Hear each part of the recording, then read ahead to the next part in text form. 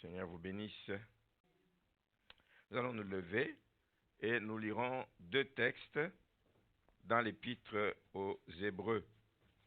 Bon, on va d'abord lire au chapitre 6.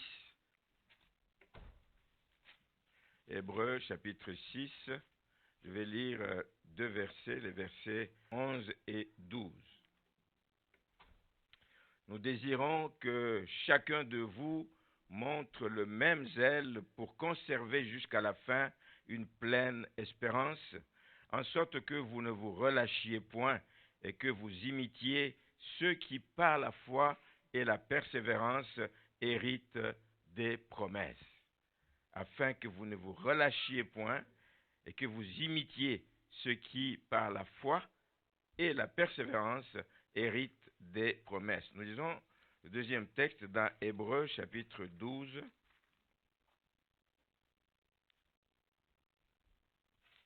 Qui nous parle de la foi qui persévère, à partir du verset 1er, il dit ceci, nous donc aussi, puisque nous sommes environnés d'une si grande nuée de témoins, rejetons tout fardeau et le péché qui nous enveloppe si facilement, et courons avec persévérance. Ça va être ça le titre du message. Courons avec persévérance dans la carrière qui nous est ouverte, ayant les regards sur Jésus, qui suscite la foi et la mène à la perfection. En échange de la joie qui lui était réservée, il a souffert la croix, il a méprisé l'ignominie et s'est assis à la droite du trône de Dieu. Considérez en effet celui qui a supporté contre sa personne une telle opposition de la part des pécheurs, afin que vous ne vous lassiez point, l'âme découragée. Amen. Vous pouvez vous asseoir. Courir avec persévérance. Courons avec persévérance. C'est l'invitation que je vous lance ce matin, que le Seigneur nous lance ce matin. Et vous savez que à plusieurs endroits de la Bible, l'apôtre Paul en particulier aime souvent comparer la vie chrétienne à une course. Nous sommes en course. Ne nous arrêtons pas, nous sommes en course. Et les deux passages que nous venons de lire, justement, nous invitent à montrer le zèle, à être zélé, à ne pas abandonner facilement. Nous abandonnons facilement parce que nous rencontrons un problème. Nous abandonnons facilement parce que nous rencontrons des obstacles. Mais même ceux qui font des courses savent qu'il faut sauter des obstacles pour pouvoir avancer et continuer. Mais nous devons nous courir avec persévérance si nous voulons obtenir ce qui est promis. Ce qui est promis va être acquis pour ceux qui iront jusqu'au bout. Pas ceux qui s'arrêtent en cours de route, ceux qui iront jusqu'au bout. Dans le chapitre 6 que nous avons lu au verset 15, l'auteur montre combien Abraham, notre père dans la foi, a obtenu l'effet de la promesse, ce que Dieu lui avait promis en persévérant. Il a persévéré pendant des années, attendant le fils de la promesse, et il l'a obtenu. Il montre également comment Jésus, dans le chapitre 12 ici, au verset 2, comment Jésus lui-même nous a ouvert la voie en persévérant. Il nous a donné l'exemple. Lui a persévéré. Il a persévéré en supportant tout ce qu'il a connu comme opposition. Il a persévéré, il n'a pas abandonné sa mission à cause de l'opposition. Il n'a pas laissé tomber à cause du mépris que les gens lui ont montré. Il n'a pas laissé tomber à cause de la honte. Il n'a pas laissé tomber à cause des souffrances, même les souffrances qui l'ont conduit jusqu'à la croix. Jésus nous donne un bel exemple. Il a persévéré, il est allé jusqu'au bout, et s'il n'avait pas été jusqu'au bout, je ne sais pas ce que nous serions devenus. Mais il est allé jusqu'au bout, et nous avons le salut, et nous avons la vie éternelle, et nous avons droit à plein de choses. Nous sommes devenus héritiers, co-héritiers avec lui. Amen.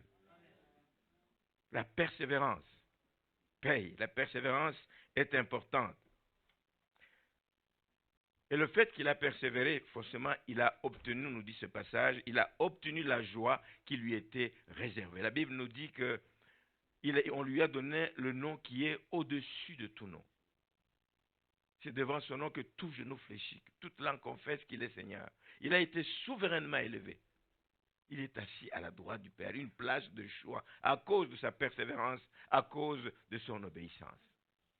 Puissions-nous, frères et sœurs, tirer profit de tous ces exemples qu'il y a dans la Bible, dans l'Épître aux Hébreux, chapitre 11, il y a plein de gens qui ont persévéré, qui sont allés jusqu'au bout, au prix même de leur vie, même sans avoir vu ce qu'ils faisaient, mais en obéissance à ce que Dieu leur a dit. Aujourd'hui, ils font partie de la liste des héros de la foi.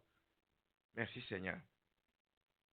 Il y a quelques années, c'est longtemps en arrière, il y a un président des États-Unis qui s'appelait, il est mort en 1933, John Calvin Coolidge Jr.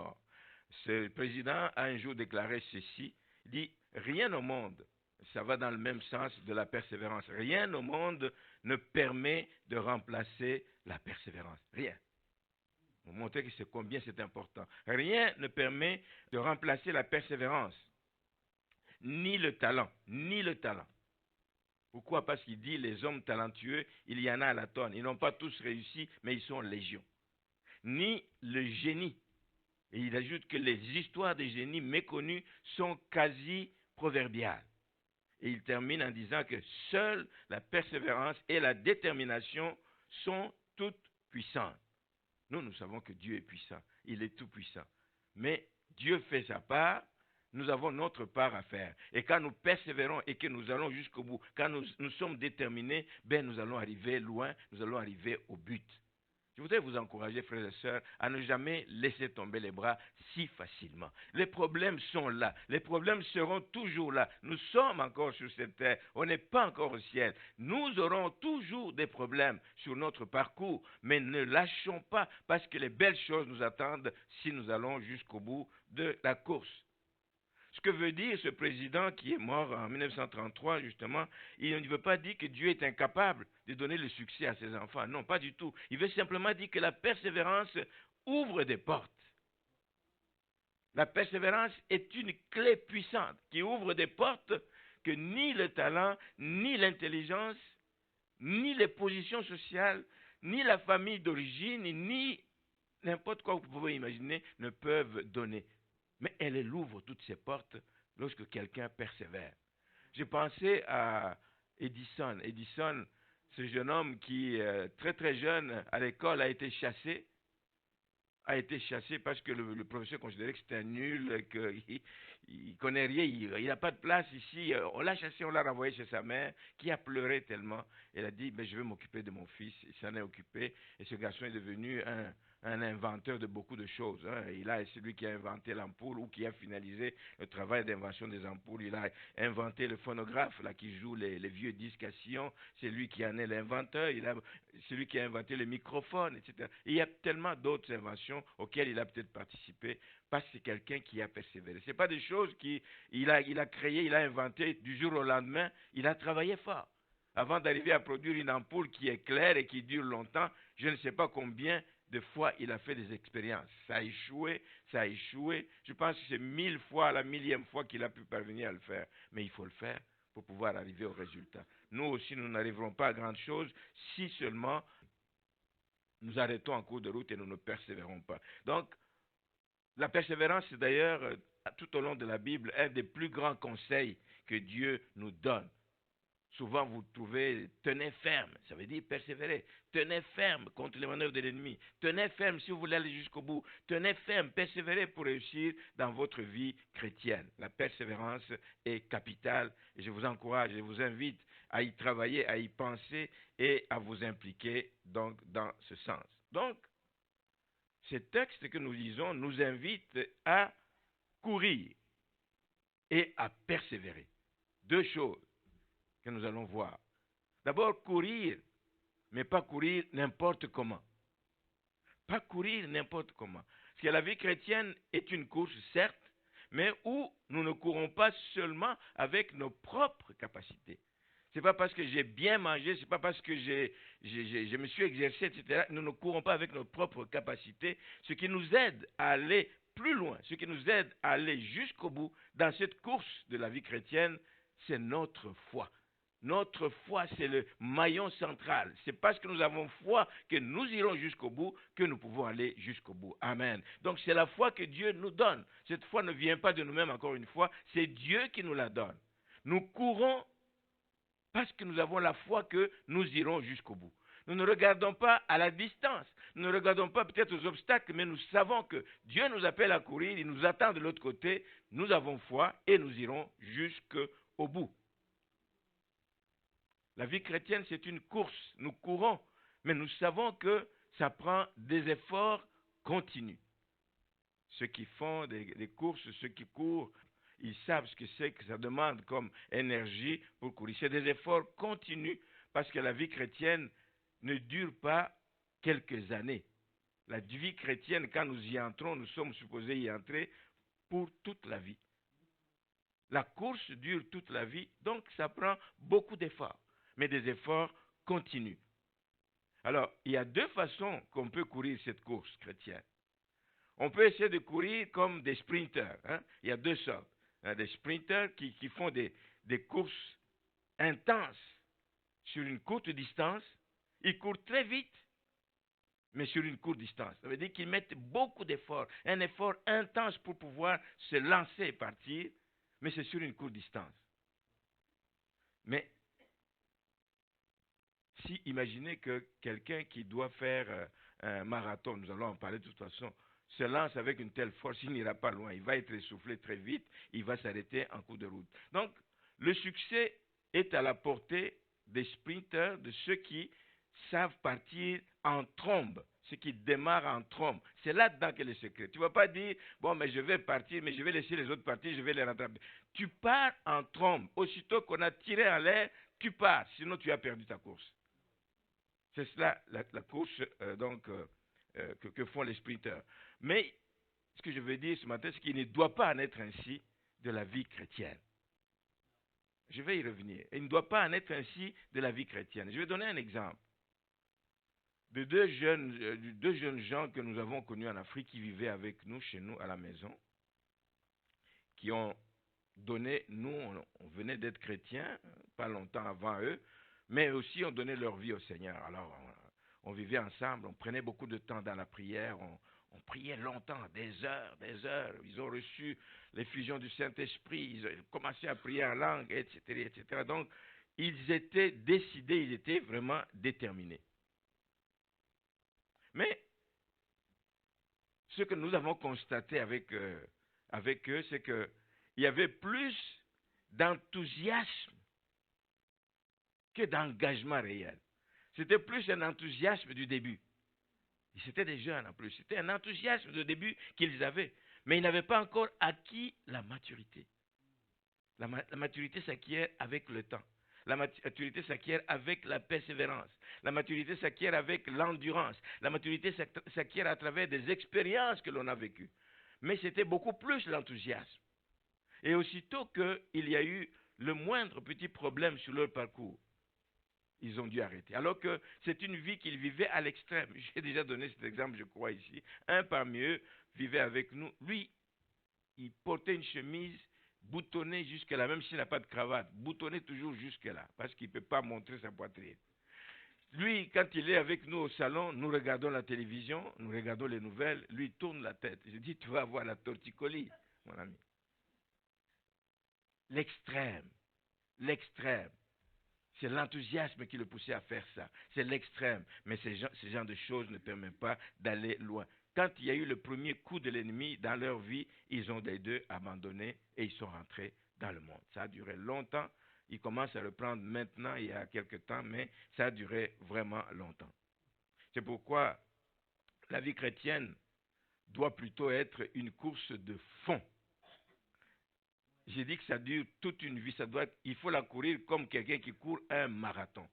Tu ne mets pas tous tes efforts là au départ, tu vas t'essouffler très vite et tu vas arrêter. Aussitôt qu'il y a un obstacle que tu ne peux pas franchir. Donc, ça doit être une course de fond, un marathon. Et les coureurs qui s'y engagent, ils font attention à ne pas s'épuiser dès le départ, dès le début de la course. Ils doivent se réserver parce qu'ils savent que le chemin est long. Un enfant de Dieu, c'est comme ça. Ils s'entraînent. Ces gens s'entraînent plutôt de manière à développer une certaine endurance, à maintenir les efforts mesurés, mais continus, réguliers et continus. C'est ça le secret de la réussite dans ce genre de course. C'est de s'entraîner régulièrement et faire ça de manière continue. C'est ça qui permet d'aller jusqu'au bout. dans cette longue course, ils peuvent tomber, comme les chrétiens peuvent tomber. À cause des problèmes de parcours, ils peuvent tomber, mais ils vont se relever. Dans le marathon, tu peux tomber même 2 fois. Mais avec les efforts que tu as fait tout le long de la période d'entraînement, tu peux finir par dépasser les autres. Parce que le chemin est encore long. Tu peux récupérer et même dépasser les autres. Dans la vie chrétienne, tu peux tomber, relève-toi. Ne te décourage pas en disant, ah, je suis tombé, je ne pourrai pas. Non. Relève-toi, persévère, relève-toi, continue la course chrétienne et le Seigneur veut que nous le fassions ainsi. Je pense que dans l'Église, on trouve aussi ce genre de situation. Donc, vous trouvez dans l'Église des gens qui viennent de donner leur vie au Seigneur, qui viennent avec force, avec plein de promesses, plein de décisions. Je vais faire ceci, je vais faire cela. C'est comme un adolescent. Je vais tout changer autour de ici. Pourquoi vous faites ça ici? Non, je vais changer, je vais. Mais observez-les, mais au bout d'un temps, vous allez vite voir ce genre de personnes, oui, ils se soufflent vite. Parce qu'ils n'ont pas mesuré à quoi ils s'engagent. Ils ne savent pas à quoi ils s'engagent. Vous avez aussi des sprinteurs dans l'Église. C'est pour ça que j'encourage à ne pas être des sprinteurs. J'encourage à être des marathoniens. Des gens qui savent que nous avons un long chemin à faire, une longue course à faire et que nous puissions prendre le temps. Le temps de courir, ne pas nous dépenser dès le départ. Donc, puissions-nous être des marathoniens. Des marathoniens, c'est ceux qui deviennent des disciples, des véritables disciples. Ce sont des gens qui restent longtemps dans l'Église et qui continuent donc à marcher selon les voies de Dieu. Courir, c'est important, mais il est tout aussi important de persévérer. L'autre aspect qui a été dit dans le texte. Courir et persévérer. Et il faut persévérer pas dans n'importe quoi. Je peux dire je persévère, mais je peux persévérer dans la rébellion. Je peux persévérer dans la résistance à l'appel à Dieu. Je persévère. Non, je ne veux pas faire. Dieu t'appelle. Non. Tu peux persévérer dans ça aussi. Ce n'est pas ce qu'on nous demande. Il s'agit de persévérer dans la foi. Il s'agit de persévérer dans la parole de Dieu. Aimer la parole de Dieu et ses exigences. On ne l'aime pas juste parce que ça sonne bien, une belle histoire, mais même quand c'est dur, on l'aime pareil parce que c'est la parole de Dieu et c'est elle qui nous permet donc de marcher et d'aller loin. Merci Seigneur. On persévère aussi en gardant les yeux fixés sur Jésus. On sait qu'il nous attend, on sait qu'il nous veut arriver jusqu'au bout. Nous courons en gardant toujours les yeux fixés sur Jésus.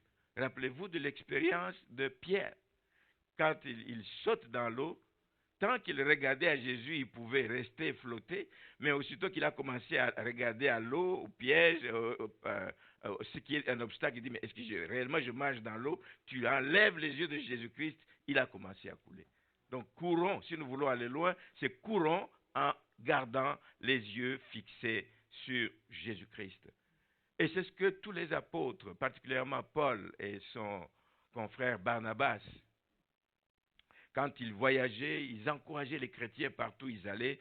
Quand ils rentraient visiter les églises qu'ils venaient de visiter, dans le livre des Actes des Apôtres, chapitre 14, ils sont rentrés visiter les églises de Lystre, d'Antioche et d'Icône. Ils avaient implanté ces églises, mais c'est de revenir là-bas. Qu'est-ce qu'ils disaient aux gens? Il nous dit dans Actes 14, 22 que Paul et Barnabas fortifiaient l'esprit des disciples, les exhortant à faire quoi? À persévérer.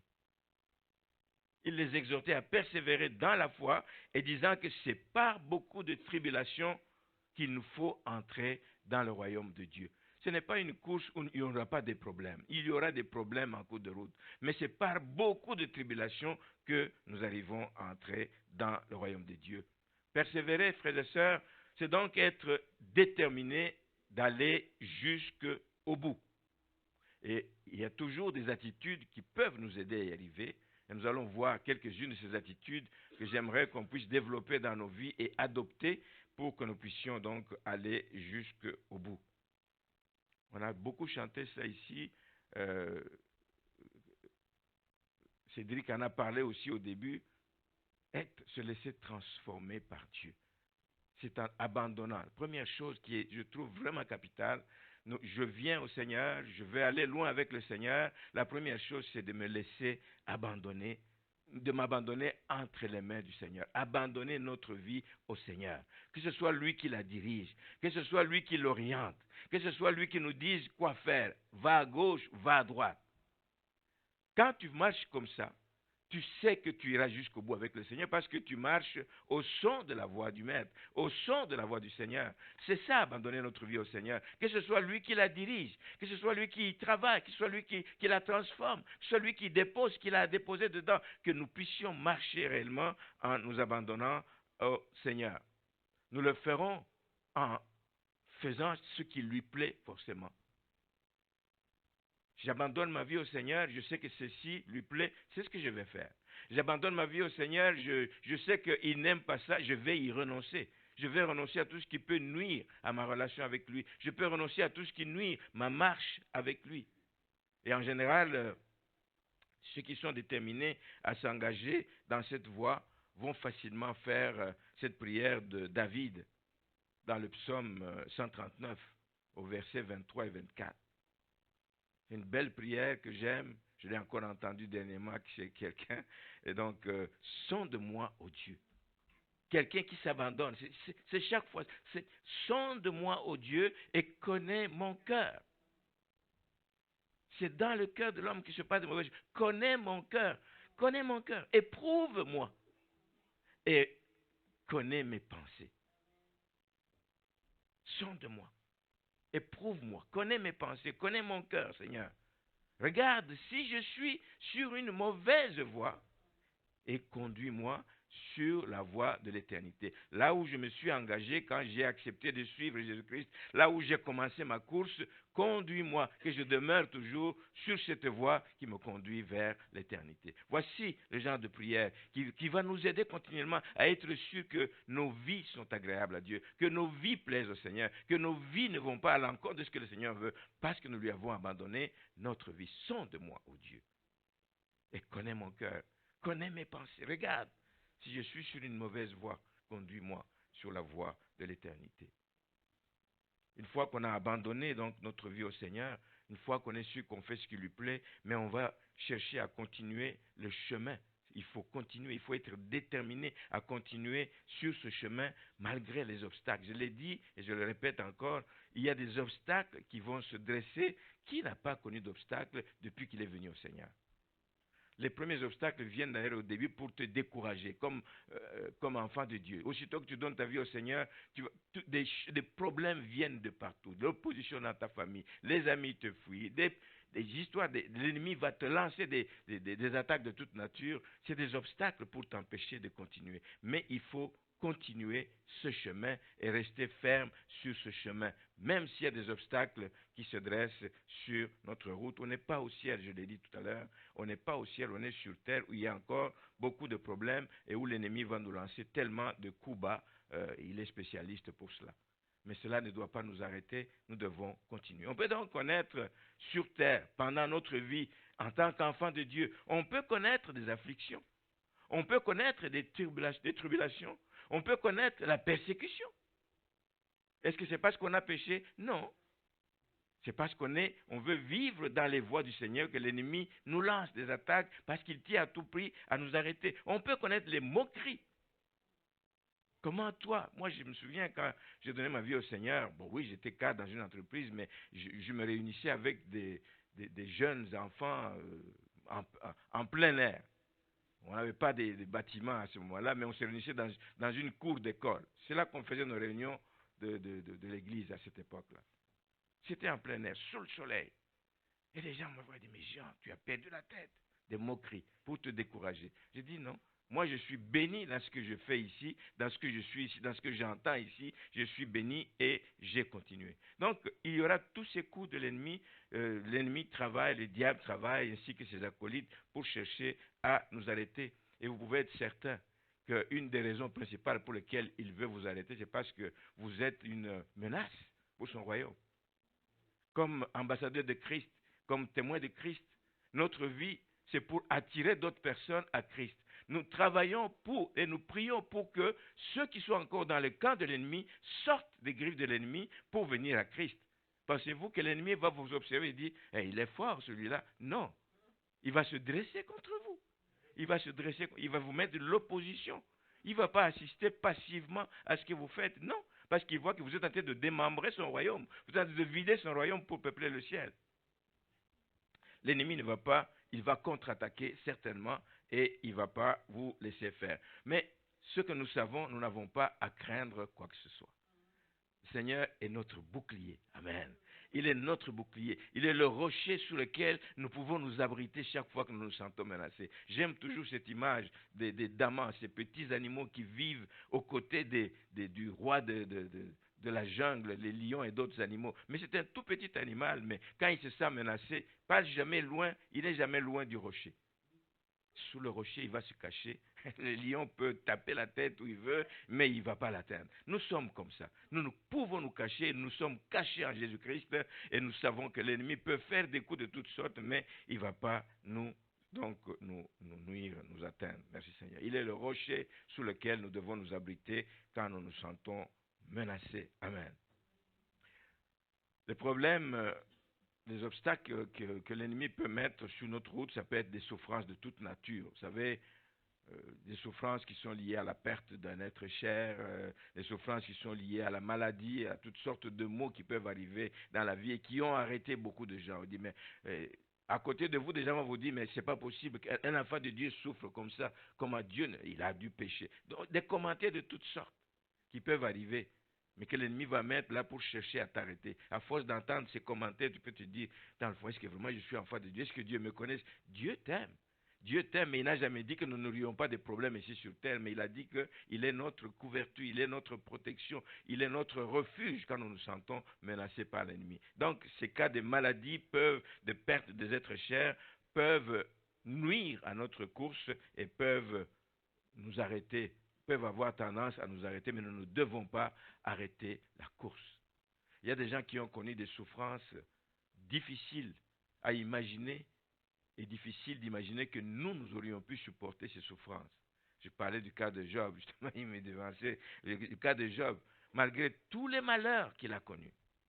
Vous savez, tout ce qu'il a perdu, les enfants, les cheptels, la maison et tout, et jusque même plus tard, et même sa santé a failli y passer. Mais Job n'a pas abandonné. Job n'a pas abandonné. Dans le livre, le chapitre 1er, verset 21-22, on dit qu'il reconnaît à un moment donné, il dit, l'Éternel a donné, l'Éternel a repris, que son nom soit béni. Et en tout cela, dit-on, Job ne pécha point et n'attribua rien d'injuste à Dieu. L'ennemi voudra te dire, mais Dieu ne s'occupe pas de toi et tu peux avoir tendance, toi aussi, à t'en prendre à Dieu. On ne peut pas s'en prendre à Dieu. Amen. On ne peut pas. Job ne pécha point et il n'attribua rien d'injuste à Dieu.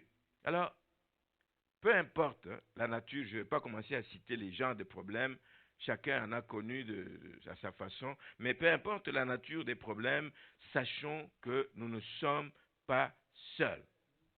Jésus a promis dans Matthieu, justement 28, qu'il est avec nous jusqu'à la fin des temps. Il est avec nous jusqu'à la fin des temps. Et nous courons jusqu'à la fin de nos jours, ou alors nous courons jusqu'à l'enlèvement, si jamais il vient avant. Amen.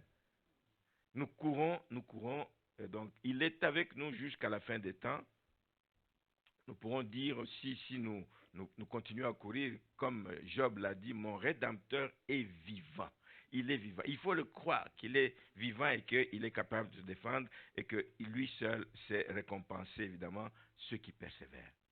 Nous ne persévérons pas pour rien, nous persévérons parce que le Seigneur nous demande de le faire, mais nous persévérons parce que nous savons qu'il y a des résultats et qui vont donc avoir lieu.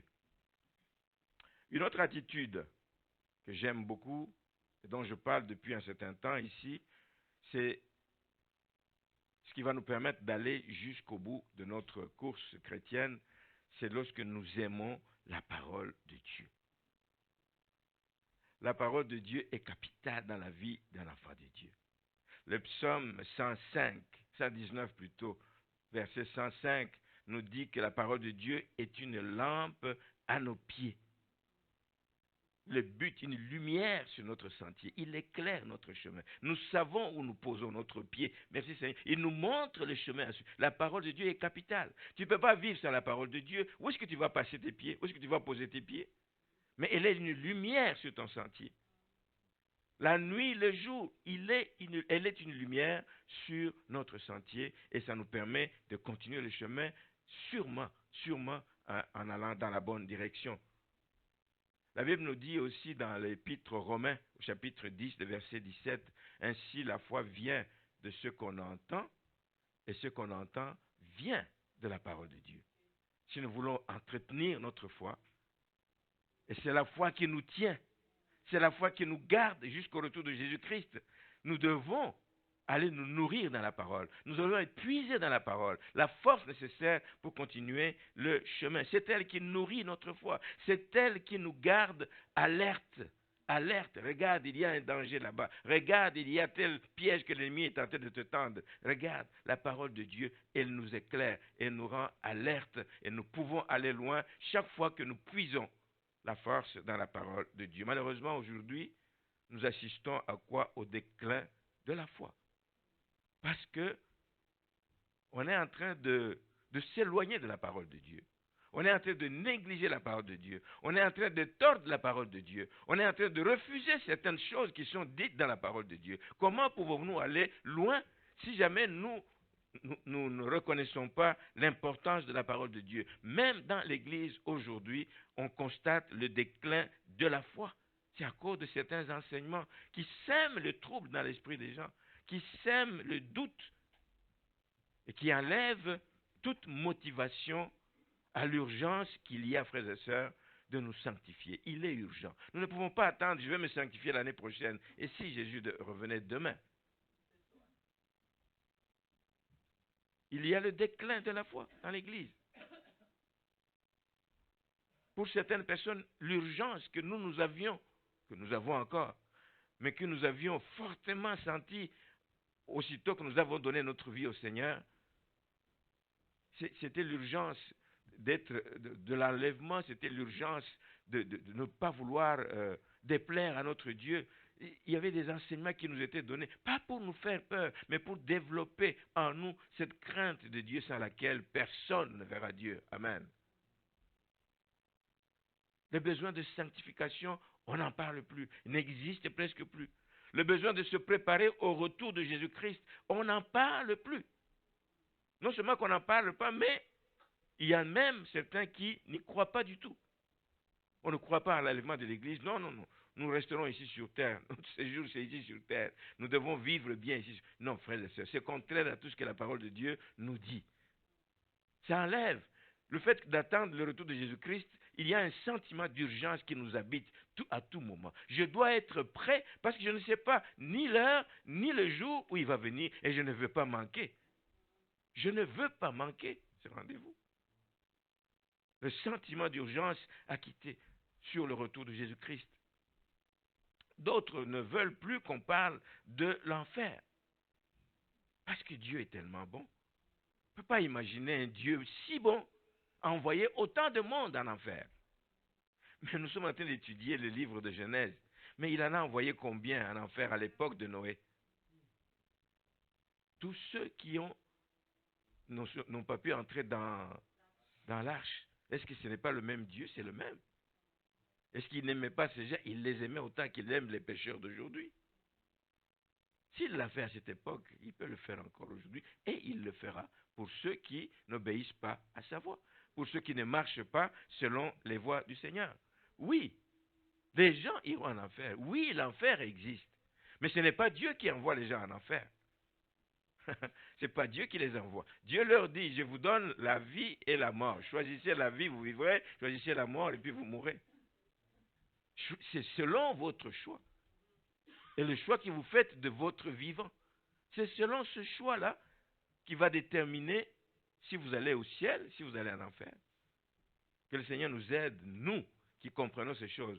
Que le Seigneur nous aide à persévérer et à aider ceux que nous côtoyons qui, eux, n'y croient pas. Juste les ramener, vous dites, avez-vous une autre Bible que celle-ci? Si vous avez la même Bible que nous, mais on nous parle du retour de Jésus-Christ. Lui-même en a parlé quand il était sur terre. Qu'est-ce qui a changé depuis? Y a-t-il eu un ange qui est venu pour dire non, il a changé d'avis, il ne reviendra plus? Il n'y a pas eu.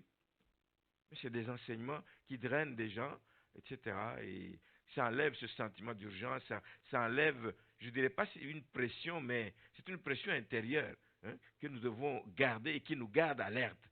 Qui nous garde alerte. Je veux marcher droit, je veux marcher droit, parce que je ne sais pas quand ça va arriver. Je veux marcher droit, parce que je ne sais pas quand ça va, Jésus revient. Et je veux être de ceux qui vont monter avec lui quand il reviendra. Nous devons faire attention et c'est pour ça que nous devons aimer la parole. Parce que dans la parole de Dieu, même si quelqu'un vient nous raconter des choses, nous sommes capables de lui dire, attends un moment, je sais qu'il y a un verset dans la Bible, même si tu ne le connais pas par cœur, je cherche et je te reviens avec ce verset. Qu'est-ce que tu en fais? Pourtant, tu as la même Bible que moi. Déchire alors cette page de ta Bible. Aimer la parole de Dieu, la méditer, se nourrir de la parole de Dieu, ça nous donne la force de continuer le chemin. Le dernier point que j'aimerais aborder ce matin, une attitude que nous devons développer, qui va quasiment de pair avec la parole de Dieu, l'amour de la parole de Dieu, c'est de développer évidemment une vie de prière. J'aime que Jésus nous a donné des exemples dans tout ça. Là aussi, Jésus c'était un homme puissant parce qu'il était un homme de prière. Jésus priait le matin, Jésus priait la journée, Jésus laissait par moments ses disciples, il se levait très tôt le matin, il se retirait à part pour prendre le temps dans la présence de son Père pour prier. Pour prier. Il a prié à diverses occasions. Lorsqu'il devait choisir les apôtres, c'était une décision importante. Il a pris le temps de prier. Lorsque il faisait face au combat. Souvenez-vous, quand il doit être livré, il est dans le jardin de Gethsémani. Jésus a prié. Non seulement qu'il a prié lui, mais il a même demandé à ceux qui l'avaient accompagné, ceux qu'il avait choisis, les 3 disciples qui étaient avec lui, de veiller et de prier pour ne pas tomber en tentation. Veiller et prier. C'est curieux d'entendre des chrétiens dire « je n'ai pas le goût de prier ces temps-ci, je n'ai pas la force ». Et ils le disent souvent quand ils vivent des situations difficiles dans leur vie. Frères et sœurs, c'est vraiment étonnant. Parce que c'est le moment où il faut prier, même. Quand tu vis des situations difficiles, tu risques de t'affaisser si tu n'es pas réconforté par des moments de prière. Si tu n'es pas réconforté quand tu t'approches de Dieu pour tomber dans ses bras. Si tu ne prends pas le temps d'approcher Dieu pour renouveler tes forces. Quand on est pris par des problèmes, c'est le temps de prier. C'est le temps de se faire violence. C'est le temps de chercher la face de Dieu.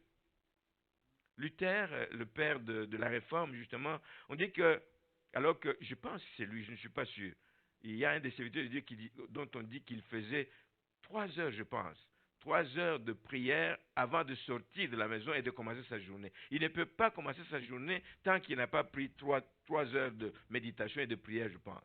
Je pense que c'est lui. Mais il dit, mais lorsqu'il vivait des situations difficiles, lorsqu'il anticipait des situations difficiles, lorsqu'il était en face d'une journée qui paraît difficile, qui va être difficile à traverser, là, il prenait encore plus de temps dans la prière. Je ne commence rien. Je ne vais pas plus loin sans prendre le temps dans la prière. Puissions-nous, nous aussi, comprendre que c'est des moments comme ça.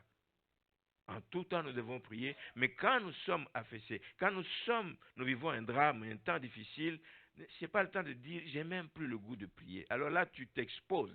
L'ennemi va encore t'enfoncer davantage. Approche-toi du Seigneur. C'est un Dieu de grâce. Il va te tenir dans ses bras d'amour. Il va te consoler. Il va t'apporter le réconfort dont tu as besoin. Parle à lui. Répands ton cœur. Dis-lui ce qu'il y a de difficile, ce que tu sens de difficile. Il a une oreille pour entendre. Dis-le lui. Dis-le lui. Et si tu arrives à un temps où tu n'as plus assez de mots pour t'exprimer, mais tu es enfant de Dieu, tu as reçu le don du parler en langue, prie en langue. Prie en langue. Saint-Esprit, lui, va intercéder en ta faveur. Alléluia. Lui qui connaît les besoins du moment, il va intercéder auprès du Père. Merci Seigneur. La prière est importante. Donc voilà les 4 éléments qui vont nous aider, qui devraient nous aider à demeurer dans la course. Je vous invite, frères et sœurs, à ne jamais abandonner. Je vous invite à faire la différence entre ceux qui courent un marathon, ce que nous devons faire, et ceux qui courent le sprint. Parce que si vous vous lancez dans la vie chrétienne comme un sprinter, vous allez vite vous essouffler, vous allez arrêter, et puis vous allez abandonner. Vous allez trouver que c'est difficile de continuer. Vous allez trouver que c'est difficile de continuer parce que vous avez donné trop d'énergie au départ et lorsque vous avez le moindre coup, le moindre accroc avec un frère, avec une soeur dans l'église, vous dites, cette église n'est pas bonne. Mais tu abandonnes cette église pour rentrer à la maison, pas pour aller dans une autre église. Et même, ce n'est même pas une raison valable de changer d'église. Je vous l'ai déjà dit, ce n'est pas parce que tu as un problème avec un frère ou une soeur dans une église qu'il faut quitter cette église. Le Seigneur nous donne le pouvoir de prier pour que cette personne change.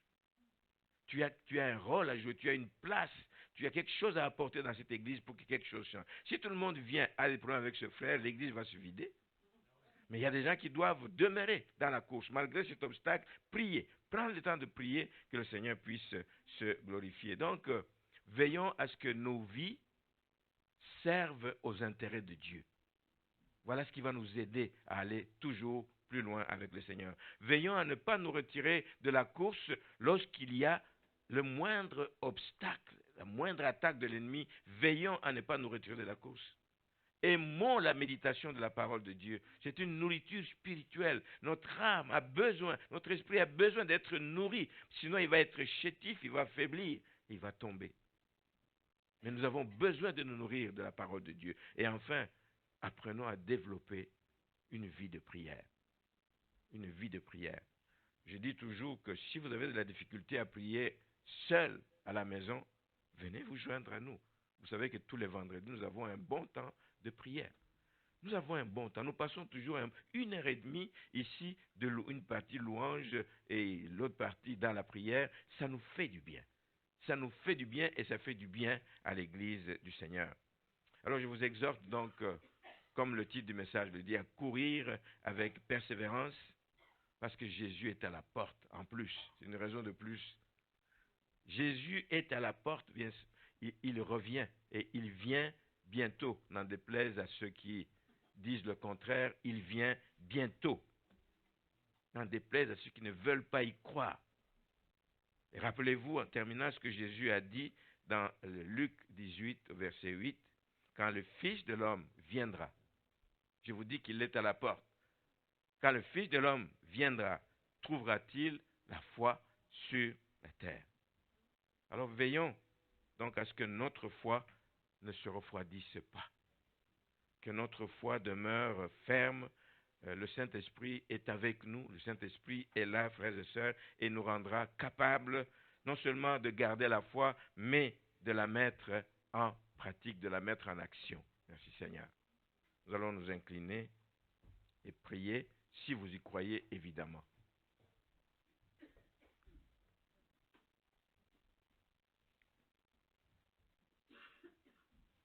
En même temps, je prierai pour le pasteur Paul Sylvestre et son épouse qui, à partir de mercredi, doivent partir en Floride pour un séjour de 2 mois. Mais nous prions également ce matin pour Simon, Simon qui, plusieurs ne le connaissent pas, vous ne le connaissez peut-être pas, mais Simon s'est fait couper le pouce.